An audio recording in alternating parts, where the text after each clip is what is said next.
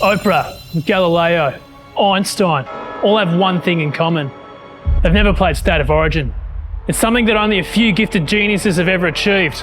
Lockyer, Thurston, Gallen, Mitchell Pearce.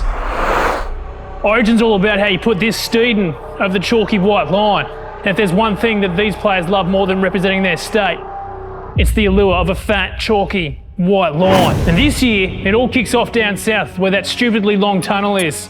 Every time the non-Maroons start walking down it from the centre of excellence, they take so long they forget how to play 80 minutes of football. It's time to write another chapter of rugby league folklore. It's not the players who'll be writing this chapter, it's not going to be the fans either. They don't know what odd numbers are and can't even hold a pencil. It's going to be written by this special thing called destiny. So park up on the couch, turn the volume up and tell everyone else to just get a bit of hush, will you? Just fucking quiet down. Because there's about to be 80 minutes or so plus heaps of Harvey Norman ads where you're going to learn all about life. I don't know if I felt any more proud other than my children being born in death. How to get 84 months interest free for a limited time only. Scrums, 40/20s. And that little magic thing called destiny. This isn't your regular scratch match in Div 3 on a Saturday. Nah, this is State of Origin.